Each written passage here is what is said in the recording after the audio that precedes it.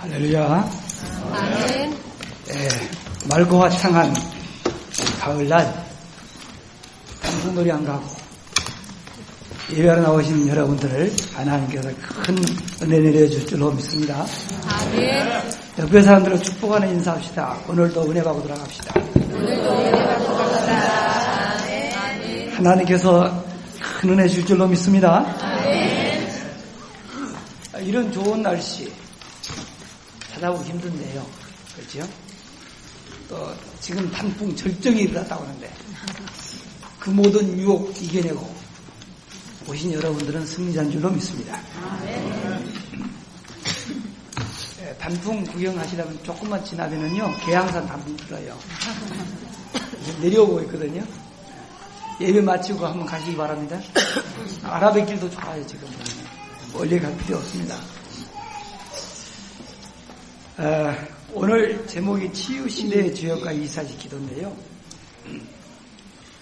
지금 세상을 지배하고 있는 유대인, 뉴에이지 운동하는 사람들, 그리고 프리메이슨, 이런 단체들과 또 종교단체들이 공통적으로 하는 사역이 뭐냐면은 치유사역입니다. 치유라고 하는 이 단어를 많이 쓰는데요. 그만큼 세상과 사람들이 병들어 있다고 하는 반증인 줄로 믿습니다. 특별히 성공한 엘리트들이 더 어려움을 겪고 있습니다. 세상은 분명히 과거보다 더 풍성하고 좋은 것들이 참 많은데도 불구하고 마음은 더 허무하고 세상 살기는 더 힘든다. 그 사람들은 말합니다. 이유가 뭘까요? 새 단체와 종교 단체들이 이러한 현대인들의 고민을 해결해 준다며 사용하고 나온 단어가 뭐냐? 내면 세계입니다. 내면 세계라고 하는 것은 드러나지 않고 내면에 감춰져 있는 생각 속에 들어있는 세계입니다. 그래서 그 사람들은 사람의 생각이 다다. 다른 말로 하면 네 생각이 다다 그 말이에요. 이 생각을 다른 말로 표현하면 의식입니다. 의식이라고 하는 것은 내가 아는 것이고요. 내가 알지 못하는 의식을 무의식이라고 말합니다. 그러면서 이 생각을 바르게 하기 위하여 필요한 것이 명상인데 이 명상을 깊이 하면은 무의식 상태로 들어가게 돼요. 무의식 상태에 들어가면은 다른 세계가 보이는데 그 세계로 들어가야 된다. 그러면은 인간이 모든 질병과 환경을 이길 수 있는 초월자가 된다는 거예요. 이것은 무서운 사단의 전략입니다. 피조물인 인간이 창조주 하나님처럼 된다. 이게 뉴에이지 운동과 프리메이슨 단체들이 주로 주장하는 거예요. 사람들은 이것이 사단의 전략인 줄 모릅니다. 왜냐? 그들은 눈에 보이지 않는 영적 세계를 모르고 있기 때문에 그렇습니다. 그들은 눈에 보이는 결과만 그리고 현상만 보기 때문에 그렇습니다. 지금 대부분의 엘리트들과 성공한 사람들이 이 사상에 감염되어 있습니다. 그 결과로 명상운동, 기운동, 혹은 마인드 컨트롤 또는 그 불교에서 하는 템플스테이에 사람들이 그룹대처럼 모여들고 반면에 교회에는 사람들이 점점 줄어들고 있습니다. 왜 그럴까요? 후진국 가난한 사람들은 교회에 나오는데요. 선진국과 잘 사는 성공자들은 교회를 떠난다는 것은 성공자들과 그 잘 사는 사람들이 가지고 있는 문제에 대한 답을 교회가 주지 못하고 있다 그 말이에요.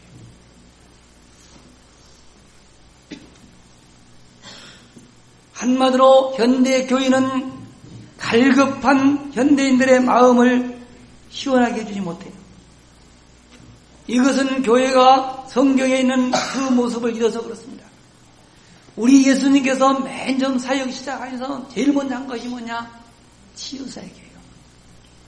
병든 사람들을 치유해 줬어요. 마태복음 8장에 보면 초대교회가 시작하면서 맨 먼저 한 일이 뭐냐? 성전 미문에서 구걸하던 안진뱅이를 고치는 치유사역이에요. 이 복음이 사마리아 지역으로 들어가면서도 어떻게 파고 들어갔습니까? 오늘 본문에 보면요, 귀신들을 쫓아내며 병든 자를 치유하는 치유사역을 했어요. 이 귀중한 치유사역을 교회는 놓치고 타 종교단체들이 지금 대신하고 있는 것입니다. 21세기는 치유시대입니다. 이 치유시대의 주역이 되려고 하면은 치유사역에 관심을 가져야만 됩니다. 그래서 저는 오늘 전할 말씀의 제목을 치유시대의 주역과 24시 기도라고 정한 것입니다. 왜냐하면은 제가 믿기로는 우리 성도들이 24시 기도 속으로 들어만 가면은 치유사역의 치유시대의 주역이 될 수 있다고 저는 확신하고 있기 때문에 그렇습니다. 그러면 우리 성도들이 먼저 알아야 될 것이 뭐냐? 불신자들이 절대 모르는 것이 있습니다. 아무리 공부를 많이 하고 아무리 과학이 발달해도 알 수 없는 것이 영적 세계입니다. 성경에 보면은 모든 인간은 창조주이신 하나님의 형상을 가진 유일한 존재라고 창세기 1장 26절로 27절에 기록이 되었습니다. 창조주 하나님이 지으신 피조물 가운데 우리 인간만이 창조주 하나님을 알고 하나님과 함께 지낼 수 있는 영적 존재로 지음을 받았습니다. 그래서 인간은 하나님을 만나야 하고 하나님과 함께 지낼 때에만 참된 행복한 삶을 살 수가 있습니다.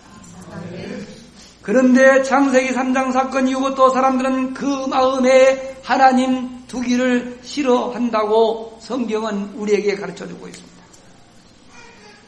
로마서 1장 28절에 보니까 또한 그들이 마음에 하나님 두기를 싫어하며 하나님이 그들을 상실한 마음대로 내어버려 두사 합당치 못한 일을 하게 하셨다고 합니다. 인간의 모든 불행은 바로 하나님이 계셔야 할 그 마음에 다른 것이 가득 차 있기 때문이라고 성경은 우리에게 가르쳐주고 있는 것입니다. 두 번째로 창조주 하나님은 우리 인간에게 엄청난 권능을 주셨습니다. 어떤 권능을 주셨습니까? 하나님이 지으신 모든 만물을 다스릴 수 있는 권능입니다. 창세기 1장 28절에 보니까 하나님이 그들에게 복을 주시며 하나님이 그들에게 이르시되 생육하고 번성하여 땅에 충만하라, 땅을 정복하라, 바다의 물고기와 하늘의 새와 땅에 움직이는 모든 생물을 다스리라고 말씀을 주셨습니다. 세 번째로 하나님이 주신 권능은 하나님과 함께 할 때에만 나타나는 것입니다. 권능이라고 하는 말은 권세와 능력이 합해진 단어입니다. 이 권능은 내 것이 아닙니다. 주신 분은 가진 사람 것이 아니고 주신 분일 거예요. 그러므로 주신 분과 함께 지낼 때에만 나타나는 것이 권능입니다. 그러므로 권능을 주신 분과 분리가 되면은 그 권능은 무용지물이에요. 아무 쓸데도 없어요. 그래서 로마서 3장 23절에 보니까 모든 사람이 죄를 범하였음에 하나님의 영광에 이르지 못하더라. 아멘. 인간이 하나님을 떠남으로 말미암아 하나님이 주신 모든 권능을 상실하게 된 사실을 지금 가르쳐주고 있는 것입니다. 네 번째로 하나님이 우리와 함께하는 길이 바로 그리스도이십니다. 아멘. 하나님은 당신과 함께 지니며 만물을 다스려야 할 우리 인간이 사단에게 속아 멸망하는 것을 원하지 않으십니다. 그래서 하나님을 다시 만날 수 있는 길을 우리에게 주셨는데 그 길이 바로 예수 그리스도이십니다. 요한복음 3장 16절에 보니까 하나님이 세상을 이처럼 사랑하사 독생자를 주셨으니 이는 그를 믿는 자마다 멸망치 않고 영생을 얻게 하려 하심이라 했습니다. 사도행전 16장 31절에는 주 예수를 믿으라 그리하면 너와 내 집이 구원을 얻으리라고 했습니다. 아멘. 예수님께서 이르시되 내가 곧 길이요 진리요 생명이니 나로 말미암지 않고는 아버지께로 올 자가 없느니라. 요한복음 14장 6절에 있는 말씀입니다. 이러한 말씀을 믿고 우리가 예수님을 마음에 영접하면 하나님의 자녀의 권세를 주시며 전능하신 하나님께서 성령으로 영원히 함께 하시며 우리를 지켜주십니다. 요한복음 1장 12절에 보니까 영접하는 자 곧 그 이름을 믿는 자들에게는 하나님의 자녀가 되는 권세를 주셨습니다고 그랬습니다. 그리고 고린도전서 3장 16절에 보니까 너희가 하나님의 성전인 것과 하나님의 성령이 너희 안에 거하시는 것을 알지 못하느뇨. 이와 같이 그리스도는 하나님이 우리와 함께하는 길임을 믿으시길 바랍니다. 아멘. 다섯 번째로 우리와 함께 하시는 하나님을 누리는 길이 바로 묵상입니다. 이런 하나님의 말씀을 묵상하게 되면은요, 성령님께서 역사하십니다. 성령님께서 역사하시면 엄청난 능력이 나타납니다. 이 세상의 어떠한 핍박과 고난도 이겨낼 수 있습니다. 자신의 무능도 치유되고 불치병, 난치병도 성령이 역사하는 순간에 치유될 줄로 믿으시기를 바랍니다. 아멘. 이러한 사실을 우리 성도들이 체험하고 전해야 할 사명이 있음을 믿으시기를 주의 이름으로 축원합니다. 큰 두 번째로 우리 성도들이 알고 있어야 할 영적 세계가 있습니다. 우리 성도들이 알아야 할 영적 세계 중에 첫 번째, 선진국과 지성인들 속의 역사는 사단의 전략입니다. 하나님의 말씀을 의심하게 하고 믿지 못하도록 하는 것이 사단입니다. 하나님의 존재 자체를 부정하며 인간이 곧 하나님처럼 될 수 있다고 말합니다. 이것이 바로 창세기 3장에서 인류의 시조인 아담을 넘어뜨린 사단의 전략인데 지금도 인간의 이성과 철학으로 과학으로 선진국에 있는 사람들과 지성인들을 넘어뜨리고 있는 것입니다. 그리고 문화라고 하는 옷을 입고 나타나 사람들을 쾌락과 타락으로 끌고 들어가 세상을 멸망시키려고 하고 있습니다. 이것이 바로 창세기 6장에 나오는 네피림 문화입니다. 여기에 그치지 않고 생명공학과 유전자 변형 같은 것을 가지고 하나님의 고유의 영역인 생명에 도전합니다. 올림픽이나 월드컵 축구대 이런 것 같은 것을 가지고 하벨탑을 쌓고 있어요. 하나님은 흩어지라고 하는데 사람들은 자꾸 하나로 만들려고 하고 있습니다. 이게 사단의 전략입니다. 두 번째로 후진국과 어려운 환경에 처한 사람들 속에도 사단은 전략을 가지고 역사하는데요. 가난하고 무지한 사람들을 어떻게 넘어뜨린지 아세요? 사도행전 16장에 있는 점술 문화입니다. 무속 문화. 사도행전 16장에 보면은 점술 문화. 사도행전 19장에 보면은요, 우상 문화. 이런 것을 가지고 어려움에 처한 사람들을 넘어뜨리고 있어요. 이러한 현실을 우리 성도들은 바르게 인식하고 어떻게 하면은 세상을 사단의 손에서 구원할 것인지 기도해야 될 줄로 믿습니다. 아멘. 세 번째로 하나님의 말씀인 성경을 통해서 하나님을 모르는 모든 사람들의 영적 상태를 보면요, 하나님 모르는 모든 사람들은 신분이 마귀의 자녀예요. 요한복음 8장 44절에 보면 그랬어요. 신분이 마귀의 자녀이기 때문에 그들은 우상 숭배를 안 할 수가 없습니다. 에베소 2장 2절에 보면요, 우상 숭배, 그 결과로 정신적인 고통을 당합니다. 수고에 무거운 짐을 지고 있어요. 인생사의 자체가 힘이 들어. 정신적인 문제가 오니 정신을 담고는 육체도 고통을 당하는 거예요. 육신도 질병으로 고통을 당합니다. 그러다가 죽습니다. 죽으면 어디 가지요? 지옥에 가요. 여기에 끝나는 것이 아닙니다. 그 부모들이 저지른 그 영적 재앙 저주는 자녀들에게 그대로 전달돼요. 이들을 살리기 위하여 하나님이 우리를 부르시고 24시 기도 속으로 들어가라고 우리 주님은 우리에게 미션을 주신 줄로 믿으시기 바랍니다.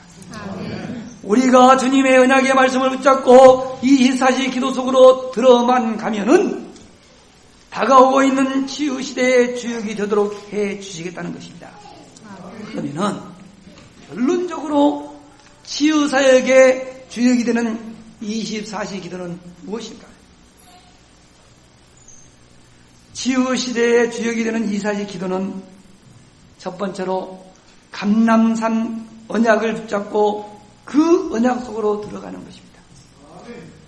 부활하신 주님께서 감람산에서 40일 동안 집중적으로 제자들에게 주신 언약이 무엇입니까? 사도행전 1장 1절 그리스도입니다. 그리스도는 인생의 모든 문제의 해답입니다. 이 세상에 그리스도로 해결되지 않는 문제는 없습니다. 왜냐? 모든 문제는 하나님을 떠나면서부터 시작되는데 그리스도는 하나님을 만날 수 있는 유일한 길이 되기 때문에 그렇습니다. 그러므로 그리스도를 붙잡는다고 하는 것은 그리스도께서 하신 일들을 마음에 묵상하며 마음속 깊은 곳에 각인시키는 거예요. 그리스도는 만물을 창조하신 말씀이 육신이 되어 이 땅에 오신 하나님이십니다. 창세기를 읽어볼 때에 하나님의 말씀으로 천지를 창조하셨잖아요. 천지 만물을 창조하신 그 하나님의 말씀이 육신이 되어 이 땅에 오셨다니까요. 요한복음 1장 24절을 보니까 이렇게 기록되었어요. 말씀이 육신이 되어 우리 가운데 거하심에 우리가 그의 영광을 보니 아버지의 독생자의 영광이요 은혜와 진리가 충만하더라.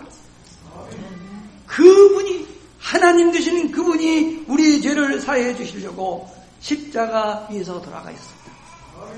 그가 찔림은 우리의 허물 때문이요 그가 상함은 우리의 죄악 때문이라. 그가 징계를 받음으로 우리는 평화를 누리고 채찍에 맞음으로 우리는 나음을 받았다고 이사야서 53장 5절에 기록되어 있습니다.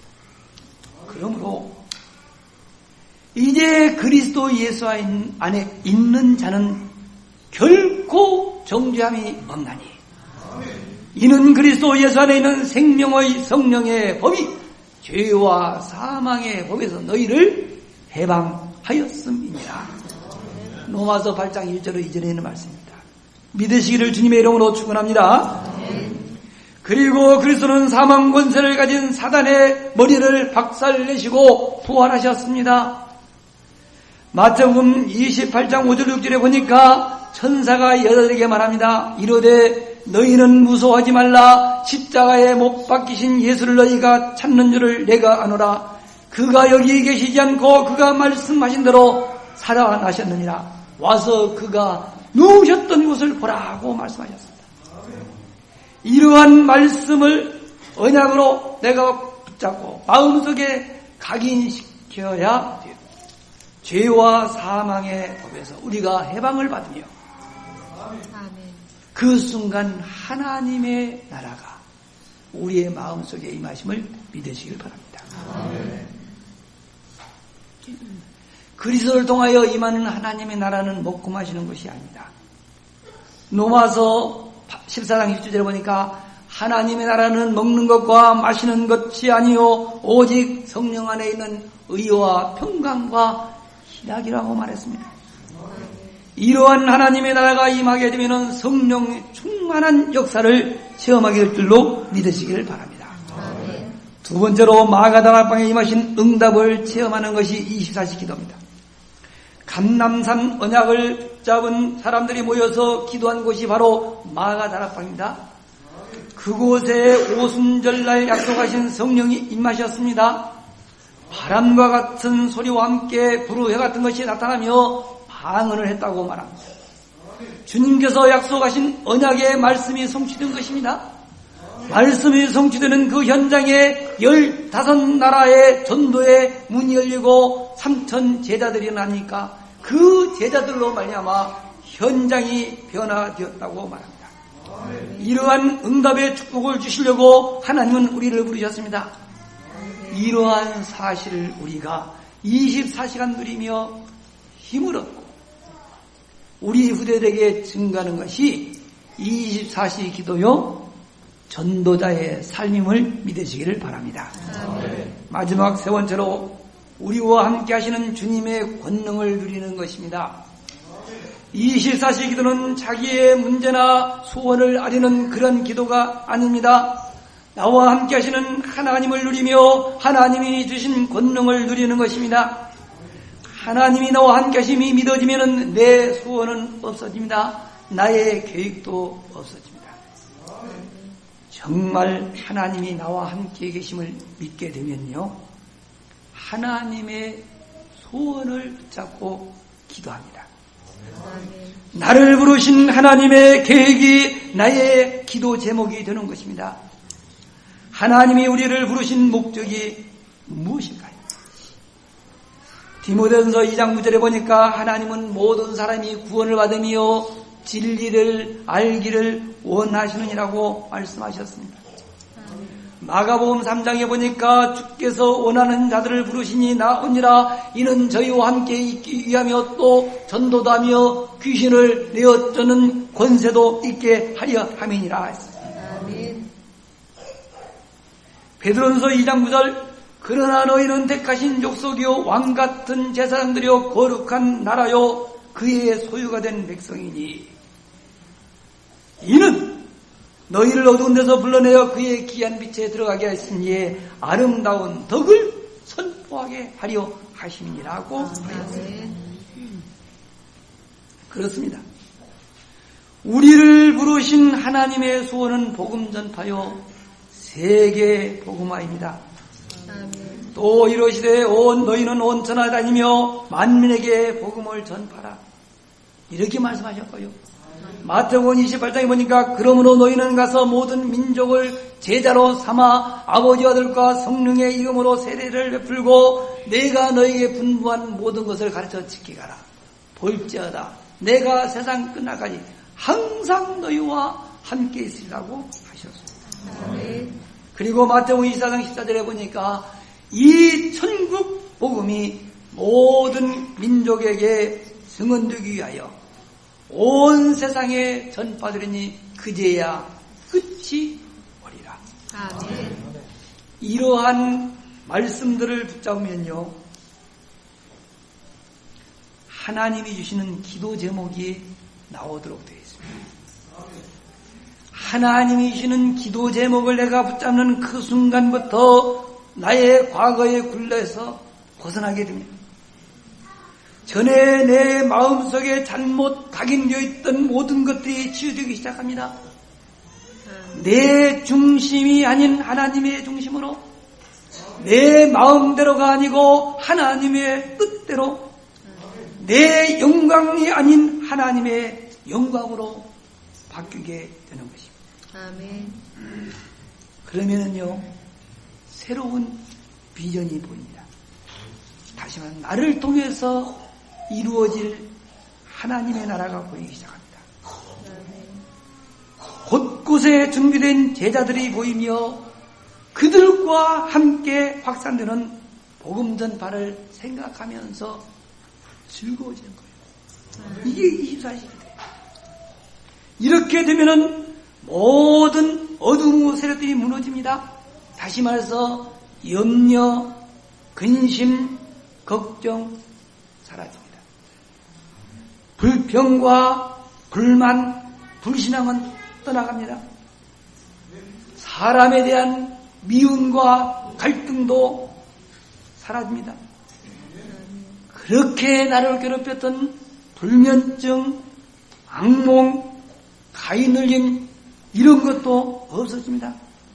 그리고 세상이 줄 수 없는 평안함과 기쁨과 감사와 찬양이 넘치게 될 줄로 믿으시기 바랍니다. 아멘. 이러한 축복을 준비해 두시고 하나님은 우리를 부르신 줄로 믿으시기 바랍니다. 이 축복을 누리는 길이 바로 24시 기도입니다. 아멘. 목사님, 저는 아는데 잘 안 돼요. 괜찮아요. 지금까지 되지 않아도 낙심만 하지 마세요. 아멘. 안 되는 것은 우리 체질이에요.